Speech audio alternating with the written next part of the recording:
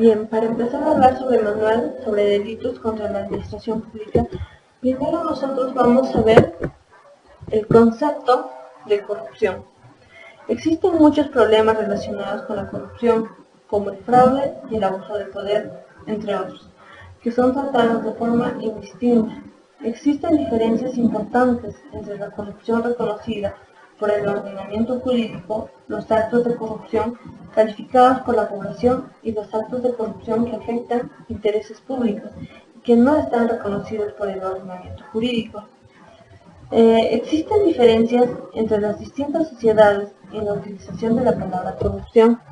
El fenómeno de la corrupción en el Perú, en cuestiones previas, vemos que las instituciones internacionales como el Banco Mundial señalan que recientemente han habido una especie de explosión en lo referente a las técnicas de medición de la corrupción. Esto resulta problemático determinar un método preciso para medir el grado de corrupción en el Perú, su variación social y los ámbitos donde se desenvuelven. Para llegar nosotros una óptima medición, se han utilizado distintos indicadores, como el de la percepción general y de los grupos focalizados sobre la corrupción. Vamos a ver aquí nosotros unos cuadros que nos van a ayudar a entender mejor la corrupción. Estos cuadros son cuadros de percepción. Nos dice que en el Perú, organizaciones de la sociedad civil como Proética han tenido un papel destacado en el impulso de la medición de la corrupción a través de la encuesta nacional sobre percepciones de la corrupción. Esto se va realizando cada 2 años, inicialmente desde el año 2003. Aquí se ve cuáles son los principales problemas del país en la actualidad. Vemos que los principales problemas nos va a llevar a ver lo que es la delincuencia, la corrupción, consumo de drogas, desempleo, pobreza, encabezado por la delincuencia, que día a día se va viendo más delincuencia en nuestro Perú. Según la Fundación Social, la corrupción se ve lo que son los funcionarios y autoridades, que mayormente esto va a ser el principal problema de enfrentar el Estado, que le impide lograr el desarrollo del país. Esto nos vamos a responder una gran pregunta aquí.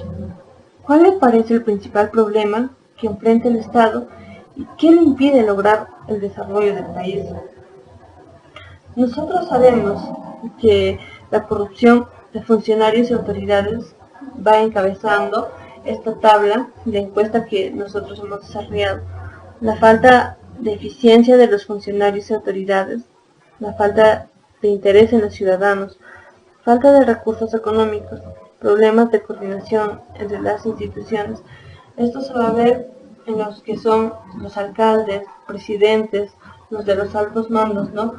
Cómo ellos tal vez buscan beneficiarse ellos mismos antes que beneficiar a una población, cómo los intereses son para ellos mismos y cómo ellos usan los recursos que llegan para poder desarrollar obras o poder tener mayor infraestructura, cómo ellos manejan este tipo de dinero.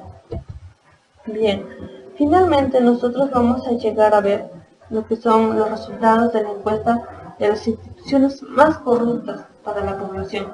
Vamos a ver que aquí encabeza el Congreso de la República, seguidamente por la Policía Nacional, el Poder Judicial, las municipalidades, los gobiernos regionales, los partidos políticos, Fiscalía de la Nación, Gobierno Central, Fuerzas Armadas, empresas privadas, encabezados por el Congreso de la República.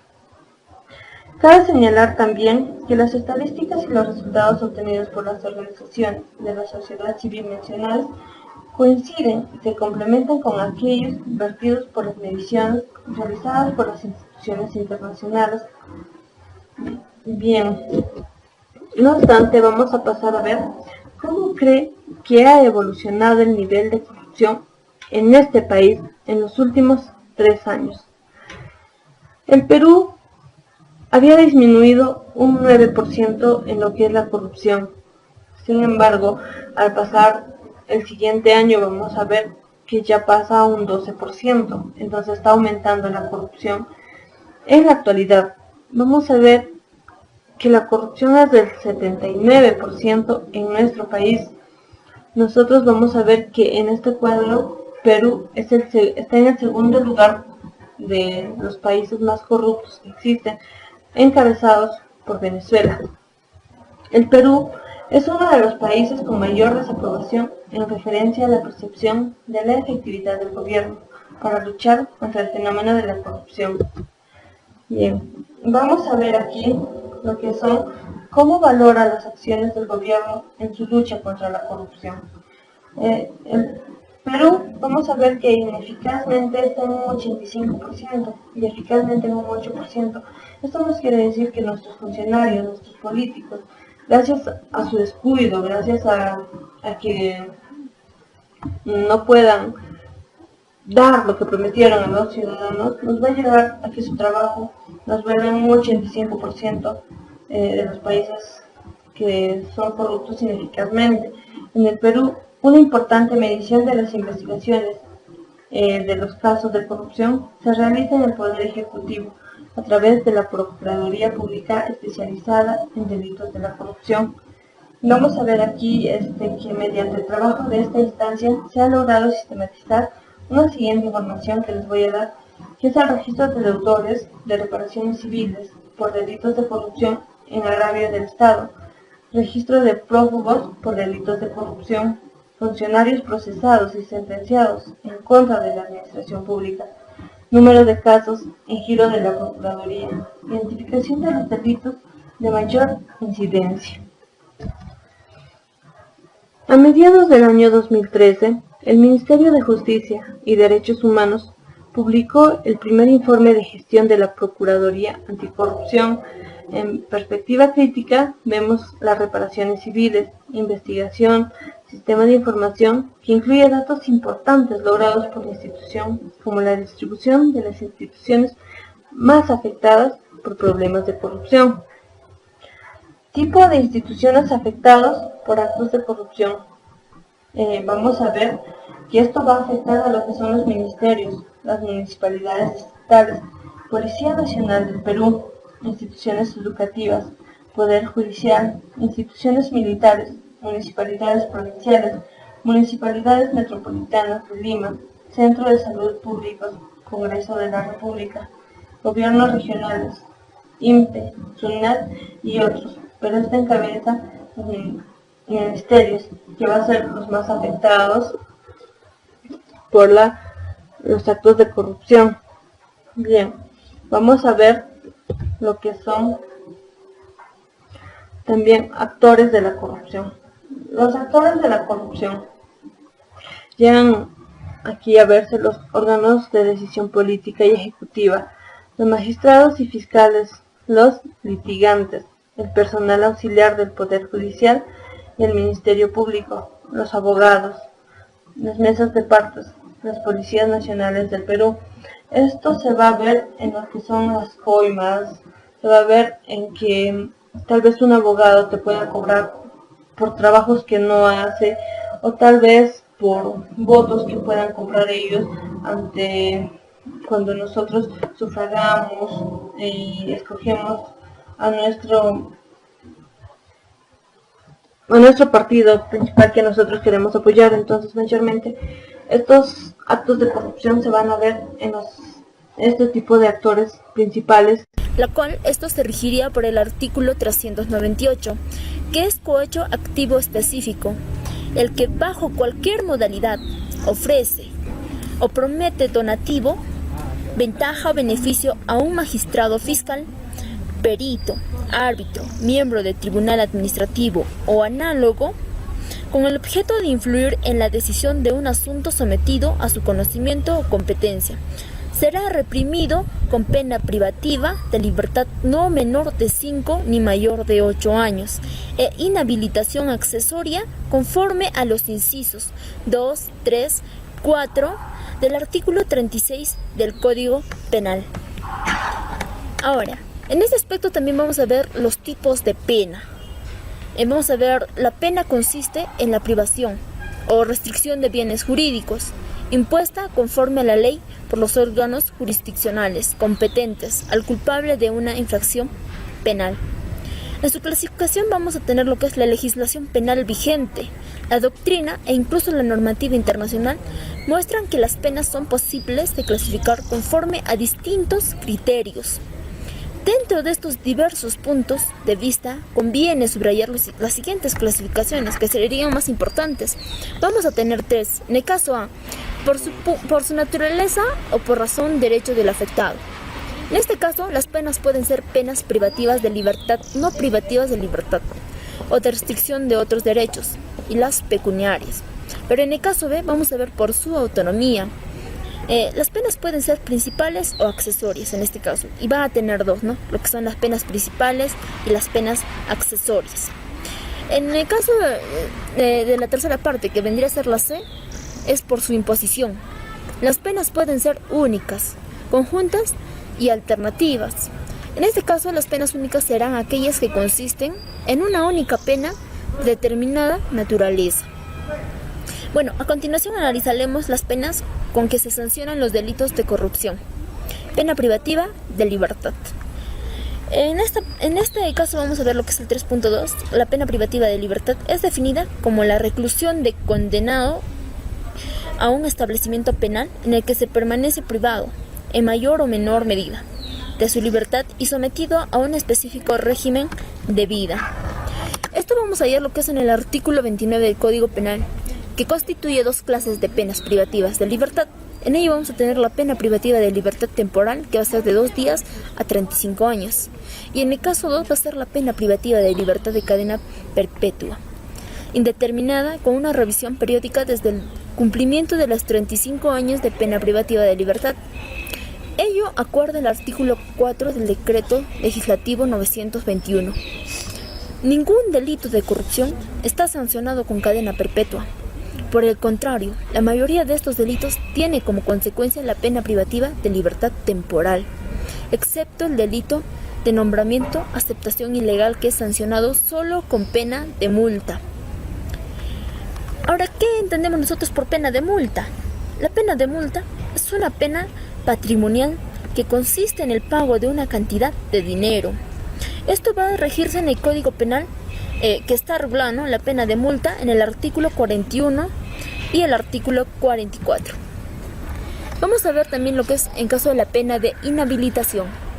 La pena de inhabilitación consiste en la pérdida o suspensión de uno o más derechos de modo diferente al que comprometen las penas de privación y la multa. En esta línea, el artículo 36 del Código Penal resulta la pena de inhabilitación. De esta medida, como se verá a continuación, el juez tiene la obligación de imponer la pena de inhabilitación a los funcionarios corruptos. Ahora vamos a ver lo que son los marcos teóricos. En el caso de los marcos teóricos, la pena de inhabilitación, al momento de su imposición, cumple esencialmente un fin preventivo especial, ya que aparta a condenado de aquella situación o posición que pueda ser instrumentalizada para seguir lesionando bienes jurídicos de terceros. También vemos aquí lo que es la inhabilitación en los delitos de corrupción. El legislador peruano ha introducido al final el título 10 del libro de segundo del Código Penal, Delitos contra la Administración Pública, una norma específica sobre la pena de inhabilitación para todos los delitos de corrupción. De esta manera no resulta relevante que el tipo legal diga que la pena de inhabilitación del artículo 426 es accesoria. Puede que su ubicación en la parte especial nos obligue a recordar su naturaleza del principal. Este razonamiento ha sido respaldado por la Corte Suprema de Justicia en acuerdo plenario, que es el 2 en el año 2008, se realizó en el año 2008, ¿no?, con la CJ de 116. Pero esto va a estar regido en el artículo 36 del Código Penal de inhabilitaciones. La inhabilitación producirá, según disponga su sentencia, privación de la función, cargo o comisión que ejerce con el condenado, aunque provenga de elección popular.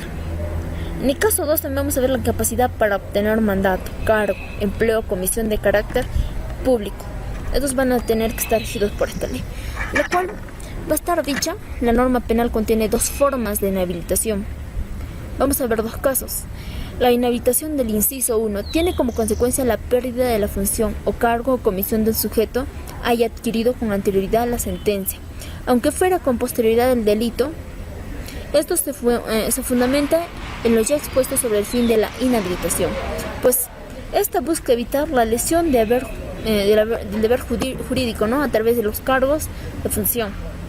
Pero en el caso 2 también vamos a ver lo que es la inhabilitación del inciso 2. Tiene como consecuencia que el sujeto puede interdicto para adquirir cargo, mando, empleo o comisión pública en el futuro. La ejecución de la pena de inhabilitación.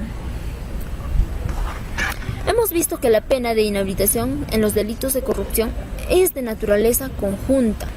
Como consecuencia de esto, el término de la inhabilitación corre parlantemente a las otras penas principales, privativa de libertad o multa. Se computa a partir de la fecha de la sentencia. Sin embargo, el acuerdo plenario, que se fue el 10 del 2009 de la CJ 116, a partir de las normas del Código de Pena, el Código Procesal Penal del 2004, ha reconocido que la ejecución de la pena de inhabilitación responde a los sistemas diferentes, que también se va a ver dos casos, que es el sistema de ejecución y el sistema de ejecución suspensiva. El sistema de ejecución provincial está estipulado para el Código de Procedimientos Penales. Se va a encontrar en el artículo 330, que admite la ejecución inmediata por todas las penas, incluyendo las de inhabilitación, esto es de sentencia de primera instancia. En el caso del sistema de ejecución suspensiva, el estipulado para el Código Procesal Penal, en su artículo 402.1, establece como la regla específica que las penas de multa y similitudes de derecho, dentro de las cuales se encuentran la inhabilitación, se rigen bajo dicho sistema. La pena de inhabilitación ejecutará solo ante una sentencia firme. También se va a ver aquí lo que es la reparación civil como elemento integrante de la sentencia penal. En el caso de la comisión de ilícito penal no significa la lesión o puesta en peligro de alguna de las condiciones imprescindibles que aseguran la participación social del individuo, que esto va a ser el bien jurídico. Con la realización de una conducta típica y antijurídica también nace la obligación de resarcir los daños materiales o no sufridos por la víctima. En el caso lo que vamos a encontrar lo que es el 3.1, que es la naturaleza jurídica. De acuerdo con el artículo 28 del Código Penal, existen 4 tipos de pena. En hecho va a estar la que priva de libertad al condenado, la que le restringe su libertad, la que limita sus derechos, la que le impone su multa. Asimismo, esto va a estar regido en el artículo 1969. En este artículo nos explica que aquel que por dolo o culpa causa un daño a otro está obligado a indemnizarlo, el descargo por falta de dolo o culpa de correspondiente a su autor. Y en el artículo 1970 vamos a ver lo que es que aquel que mediante un bien, riesgo, peligro o por el ejercicio de una actividad riesgosa o peligrosa causa un daño a otro, está obligado a repararlo. Y en el artículo de 1976 dice, no hay responsabilidad por el daño causado por persona incapaz que haya actuado sin cedimiento, en cuyo caso responde un representante legal. Breve referencia a su reparación civil en el caso de los delitos contra la administración pública. Aquí vamos a ver lo que son los comportamientos típicos que se lesionan, componen el peligro de bien jurídico, la administración pública. En esto van a ser los que legitiman, ¿no?, su punición principalmente en 2 argumentos. En primer lugar, existe una ínfima relación entre la de eficiente, la administración de los recursos públicos y el ejercicio de los derechos fundamentales de las personas. Delitos contra la administración pública. Los delitos de cohecho son los delitos de corrupción de funcionarios. Consiste en la compra y venta de la función pública. Una de sus características es la bilateralidad y otro la naturaleza de delitos de participación necesario ya que interviene. Los principales delitos de cohecho o corrupción de funcionarios son 2, cohecho activo y cohecho pasivo. Tipos de cohecho. Los cohechos activos y los cohechos pasivos. Dentro de los cohechos pasivos tenemos 2 tipos más. Uno de ellos es el cohecho pasivo propio.